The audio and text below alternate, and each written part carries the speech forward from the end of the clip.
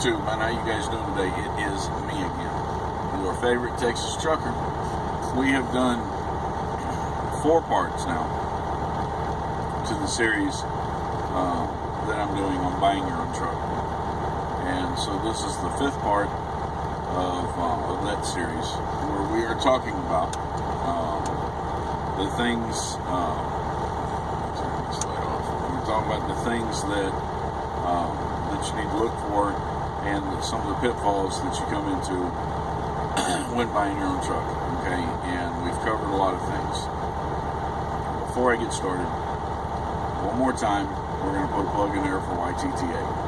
Okay, if you're on Facebook, go check out YTTA, the YouTube Truckers Alliance, on Facebook. There's the YTTA Network. There's the YTTA affiliates.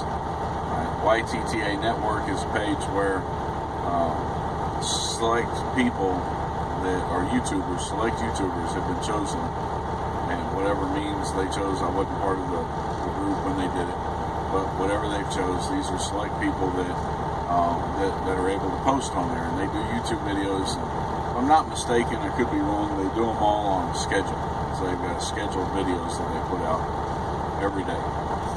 YTTA Affiliates is a page for all the rest of us, and some of the guys on there post on there fairly regularly. Some of the people on there just watch and ask questions and all that. So go there, check them out. I'm supporting the YTTA movement today. That's what I'm doing, and I believe in what they're doing. Let's try to promote more unity among truck drivers. Let's try to bring people together in friendship and in brotherhood. It's something that we've been missing from this industry for quite some time, and only we can bring it back. So this is part of that. Go check that out. And anyway, if you have not been following me on Facebook, please follow me by looking up my email address at s.neil@yahoo.com. You can send me messages through my email address, or you can send me messages on Facebook. I'm not the smartest guy in the world. Alright? I don't have these neat intros to my videos because I don't know how to do it. I don't answer people that send me messages on Google because I don't know how to find them. I've got a Google account. I never use it. I get notifications through it occasionally, but I don't know how to locate the message board, the messages. I've stumbled across it a couple of times, and I've found messages that have been sitting there for me for a long time, but I can never figure out how to get back to it. I'm not the smartest guy in the world, you know what I'm saying? I do Facebook. Facebook is where I'm at. Facebook is what I do. Facebook is what I know how to do. And I can work the shit out of Facebook. So send me a message through Facebook. If you send me a message and I don't respond to it, it's probably because you're not a friend of mine on Facebook, and I never got the notification that you sent the message. Occasionally I'll get a message request that comes in from somebody that I'm not a friend with, and when I pull it up, invariably there's 6, 7, 8, 9 messages that have been sitting there, sometimes 2, 3 months, that I never even knew I got. So send me a friend's request on Facebook, and then send me a message, and I'll answer it. You know, I have no problems with answering it. I'll be happy to answer it, and I'll be happy to share and talk with anybody. On top of that, if you're a driver and you're out here on the road, Facebook, I always post where I'm at. So if you're in the area, stop in and say hi. I met with a guy yesterday. I met with 2 guys yesterday that I'm friends with on Facebook, and it's awesome. I love meeting up with folks out here. So anyway, that's that. Let's move on. Share, like, subscribe. Help me get the word out there. I'm sitting a little over 1,600 subscribers right now. I'd like to hit 8, 9, 10,000 subscribers, and that's what I'd love to do. I'd like to get the word out there. I'd like to help, answer questions, share what information that I've got. I'm trying to change my YouTube instead of going through all the problems that I've gone through all the time and only talking about the bad things that happen out here, the negative things that having out here. I'm trying to change my YouTube so that I highlight and show some of the more positive aspects of being out here on the road, and to help people make decisions, informed decisions, to maybe come out here and take that step to become an owner-operator, or even a driver. So what we're talking about right now is buying your own truck, right? And we've covered lease purchases, we've covered the kind of the inspection that you need to do to the truck when you purchase the thing. We've covered the rig dig, going in and finding the history of the truck. We've covered looking for different engines in the truck, looking for different things to make your decision on buying the truck. One of the things that I've found, and I didn't have time to say this in the last video, because the last video went a little over 30 minutes. I didn't have time to say this in the last video, but one of the problems that I see with people that go out and they buy their first truck, and it's a recurring problem, it's not a minor thing, it's a fairly serious issue, is that people are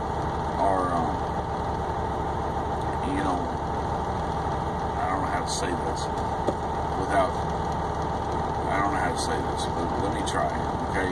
When I grew up in this world, I was taught to fix and repair anything that has value, okay? And to get the maximum amount of value out of it.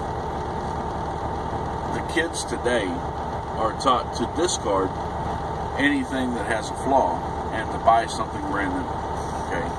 So the people that are going out today to buy trucks, they're not even considering an older truck, because an older truck is a flawed truck, and they don't want the problem, they don't want the headache, they don't want the issues that come associated with that truck, and so they get blinded by the chrome and the shine of a new truck.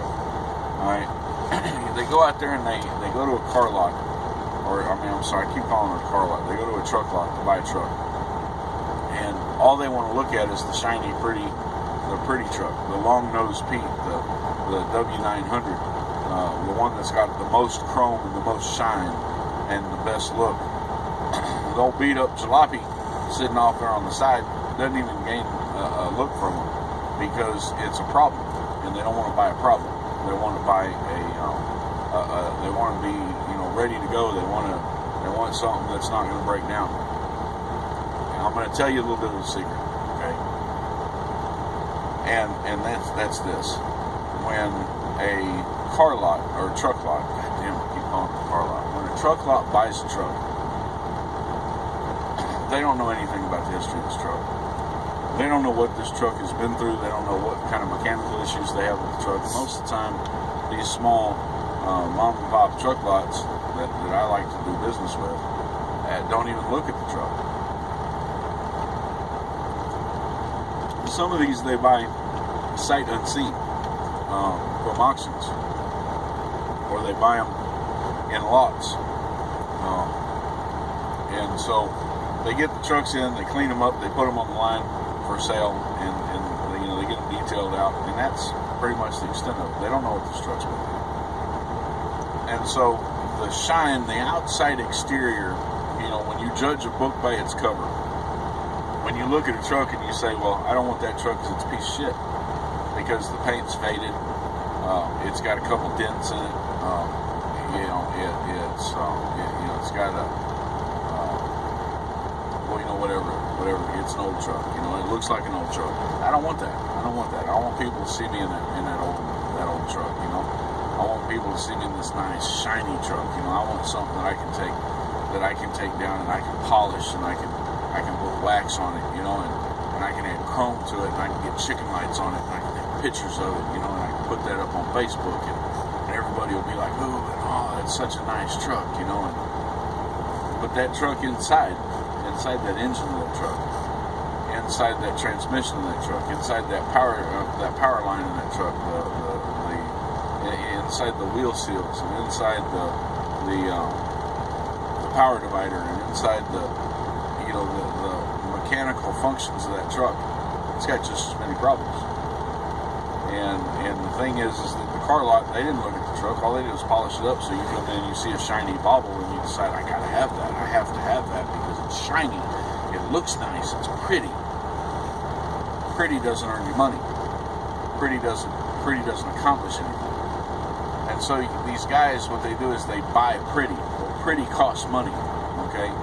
So you go in there and you look at this truck. Well, I'm going to use my truck as an example, because my truck it wasn't the prettiest truck on the page. As a matter of fact, I'm on a Flatbedders page on Facebook, all right? And I've had people go to my page, pull pictures of my truck off my page, post it on the Flatbedders page, talking shit about my truck. I've had them do that because, up until recently, it was a fairly ugly truck. It was beat up. It had problems. It had issues.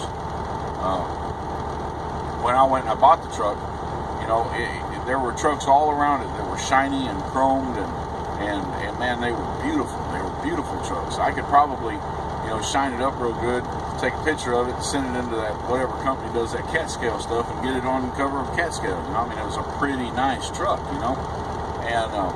and I ignored those trucks. I didn't care about those trucks because pretty doesn't make me money. Pretty isn't what pays my bills. Okay.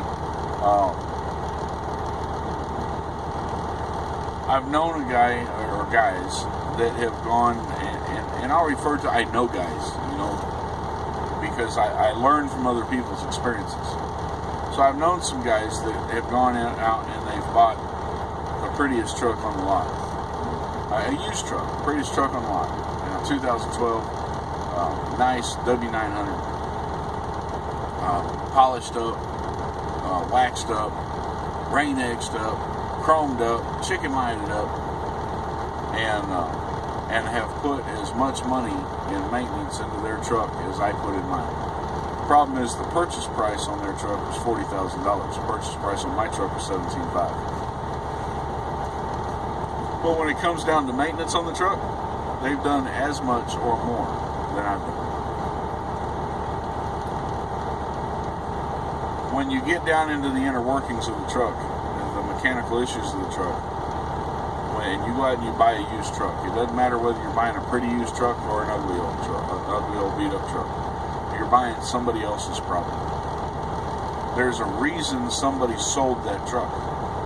Now, maybe the reason is that they went broke. Maybe the reason is they couldn't manage their business.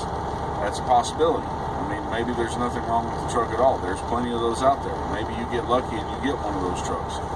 Okay, and it's possible. I've got another friend of mine who went out and went for the pretty truck. He went out for the pretty truck, bought a 2012, 2013 Peterbilt 379. I don't remember the model year, but it was a Peterbilt 379 is what it was. And so he goes out and he buys that truck, and pretty, man, it was a nice looking truck. He ain't had hardly any mechanical problems out of it. He's done a little bit of work to it, nothing major, so he got lucky, he played the gamble, and the gamble paid off. But the majority of the people that gamble like that, they don't get lucky. What you're doing is you're buying somebody else's problem. There's a problem with that truck, and there's a reason there's a problem with that truck. So let's talk about some of the pitfalls that we fall into once we've bought the truck and what we need to deal with. First off, one of the last things that you need to look for on a truck, and I don't think I covered this in the other videos, is the mileage on the truck. All right, let's do a little bit, and I'm not a mathematical genius, so I'm going to try to keep it simple. It's 2016. Let's say that you go out and you buy a 2013 truck. Okay. So you buy that 2013 model truck, that truck's 3 years old. You go buy that 2013 model truck, and when you get in the truck and you turn it on and it cranks up, look at your odometer reading. And on your odometer reading, it says there's 200,000 miles on the truck, 250,000 miles on the truck. And so you're thinking, man, this is a low mileage truck, it's a good truck, man, I gotta have it. It's low mileage. 3-year-old truck. It's got 200,000, 230,000 miles, 240,000, 250,000 miles on it. It's a 3-year-old truck. These trucks are not made to sit. That's not what they're made for. They're not made to be a yard ornament. They're made to work. And on average, a working truck runs 100,000 to 150,000 miles a year. All right. And so a 3-year-old truck should have 300 to 450,000 miles on it. If it doesn't have 300 to 450,000 miles on it, then that means that that truck has not been running. Why? We don't know why. But the bottom line is it's something that you want to look at. It's something you want to pay attention to. Right? It's something that it may be extremely important, because sometimes you buy a brand new truck off the car lot and it's just a fucking lemon. You know, it's a piece of shit. Every time you turn around, the damn thing's in the shop. So what that means is that it should be running a minimum of 300,000 miles, but it's only got 250,000 miles. A minimum of 300,000 miles should be on that odometer, but it's only running 250,000 miles. If there's a 50,000 mile difference in the truck, maybe it sat for half a year. Maybe the car lot sat it for half a year. Ask them, how long do you have this truck? How long has this truck been sitting here? If they say, well, we've had that truck about 6 months, well, there's the answer to your issue. You know, there's no problem. They've had the truck for 6 months. It's been sitting for 6 months. However, that in itself creates a whole different problem. Okay, these trucks are not made to sit.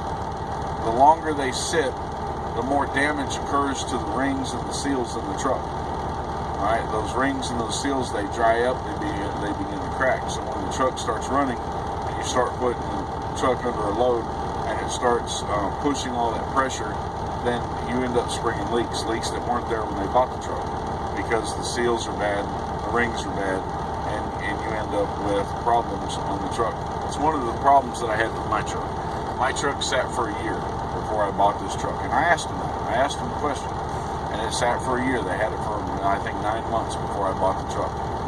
In that 9-month period of time, nobody wanted the truck because I had the ugly duckling. And so a lot of my seals and a lot of my rings were bad. And a lot of that stuff, not a lot of it, as long as I didn't have to take the engine apart, I could deal with those issues. I replaced most of the O-rings on the truck that I could reach, that I could get to, a lot of the smaller things. But the bottom line is that it created such a problem with my truck that as I ran the truck, as time passed, I sprung more and more and more leaks. And I did everything that I could do to try to stop them, but I was springing more and more and more and more leaks. And my rings were bad inside, seals were bad inside, and eventually I ended up having to do a full engine rebuild on my truck. Okay, $15,000. If I had not had to do that $15,000 in-frame on my truck would already be completely paid for, free and clear. I would have already purchased a trailer and paid for the trailer free and clear. Alright, so that's one of the things that you want to look at. But let's talk about some of the pitfalls that you run into. Okay, these trucks, you don't know what the history's been on the truck. You don't know where the truck came from.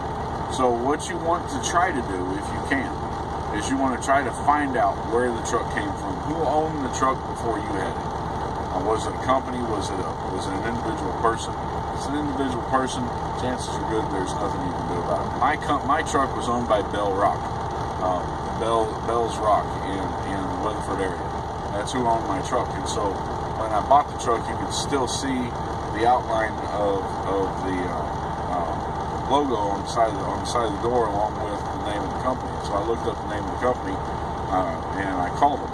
On the phone, and I talked to them about the history of my truck, what my truck had been through, what problems they had with it, what the issues were. I talked to them for about 30-40 minutes, and I was able to find out some of the issues that my truck had and some of the things that I needed to pay attention to. I was also able to find out what work was done to the truck before I got it, and so they were able to point me, and lead me into directions of the things I needed to pay attention to in buying the truck, and they were helpful. The people you call may not be so helpful, but give it a shot. It's worth a shot.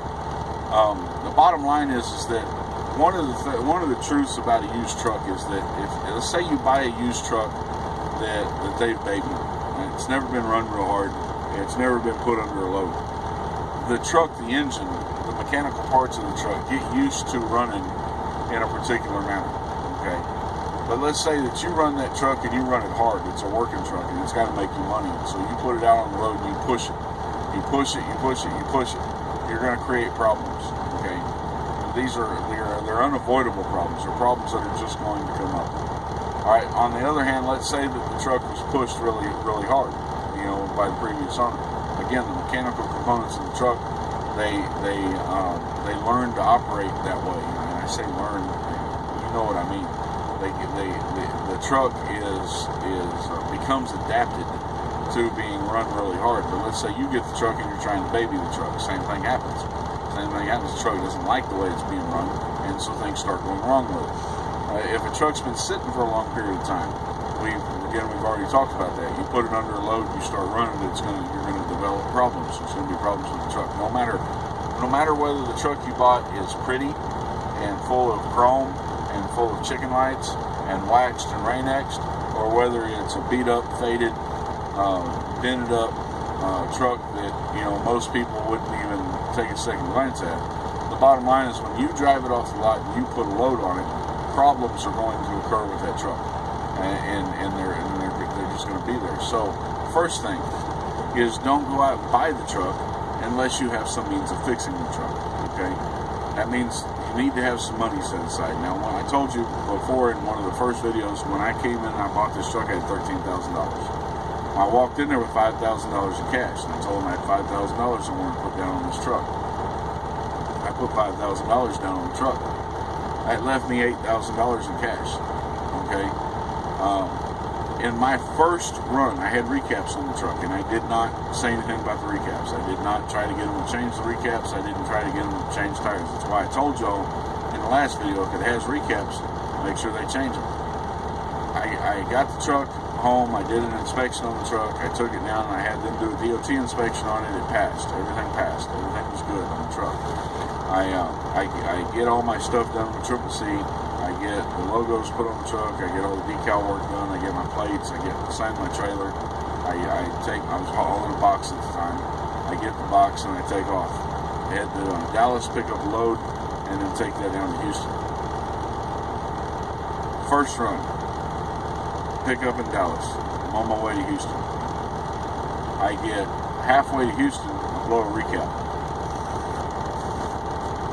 on the side of the road. Gotta call roadside service. There's not a truck stop anywhere around me. I blew a drive tire. And the drive tire takes out, it's kind of hard to explain, but I've got a cage on the side of the truck where the catwalk is, where I have an air tank. And mounted to the cage is a half fender, okay, a quarter fender.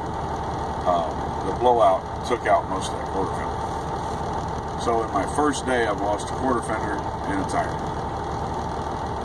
Call roadside service. I had the tools to take the quarter fender off. I took the quarter fender off. Roadside service comes out, $1,200 for the repair. New tire, roadside service call. The mileage I had to drive out there, $1,200 for the repair. So my time's not starting very well.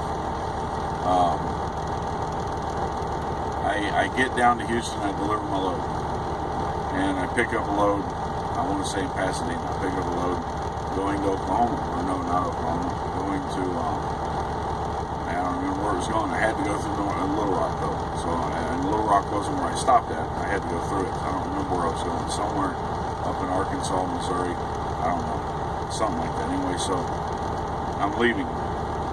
This is the next day. I'm leaving.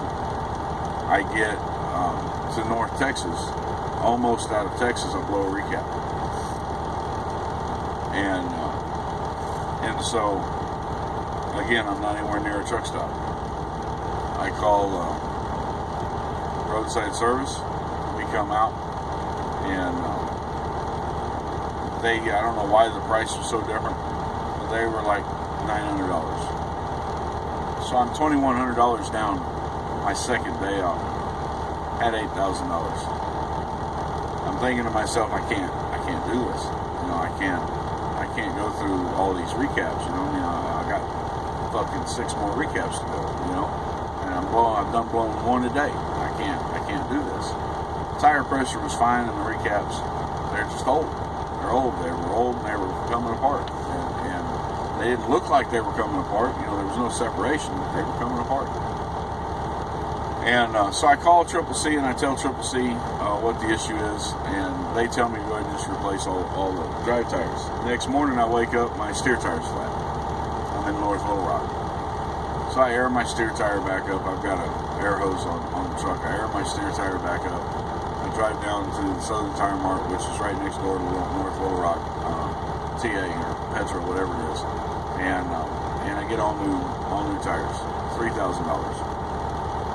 Now I'm $5,200 down, right? It's $3,800. Right, so I'm $5,000 now. $5,000 now. And I've only been running the truck for 3 days. I'm on my third day. I'm $5,000 down. CCC paid for the $3,800, and they started taking out payroll deductions. All right, I got all new tires, so I'm good to go. A week later, my starter goes out. A week after that, my alternator goes out. 2-3 weeks after that, my ECM goes out. ECM was almost $5,000. Starter, $800. Alternator, I did the repair myself. So what I'm saying to you is that when you buy the truck and you put the truck under a load and you get that truck out there on the road, expect to have problems. And it doesn't matter if the truck is a nice, pretty, shiny, clean, chromed out, chicken lighted out, wax truck, or whether it's an old beat up, rough looking truck. You're going to have problems. All right. The guy that I was talking about that bought the W900, all right, beautiful truck, really nice truck, had almost identical experiences. He lost his transmission within the first couple of weeks, and you're looking at almost $7,000 repair, plus the tow. You know, I mean, it was just outrageous. You're gonna buy a problem. You're buying a problem. So what you have to do is you have to be ready to deal with that problem when it comes up. When that problem comes up, you have to be ready to deal with it. Now, this may be an argument in favor of lease purchase, because you go out there and you do the lease purchase, and the company that you're doing the lease purchase from is going to handle your maintenance issues. They're going to handle that stuff. They're going to take care of it. Chances are pretty good their mechanics have been on that truck the whole time that the company's owned the truck, and so you may not run into the problems that you run into buying the truck. So maybe that's an argument in favor of lease purchase. I'm still against lease purchase. Okay, and maybe that's an argument in favor of buying a newer truck. Okay, so you go out and you buy a 2014 truck in 2016. It's still got 2-3 years of warranty left on it.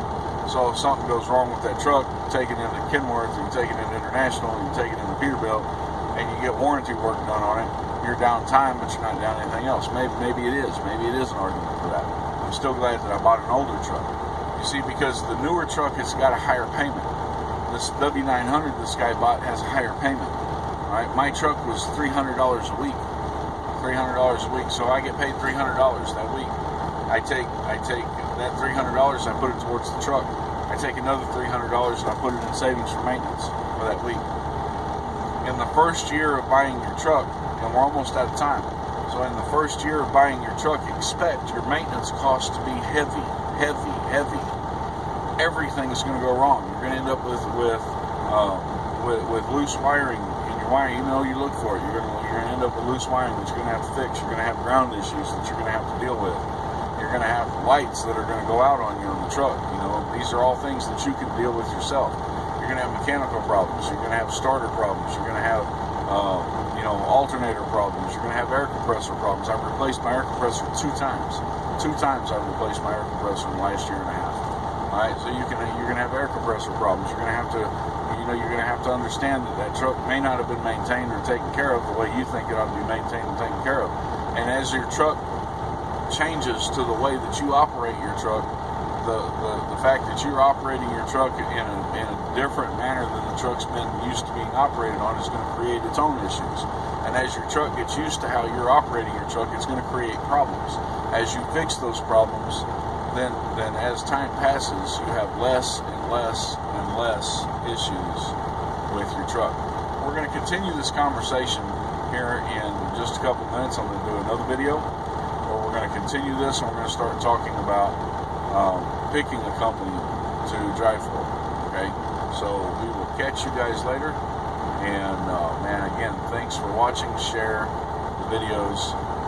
Tell people about me. Let's help build up the audience, and like and subscribe. Catch y'all later, and peace out.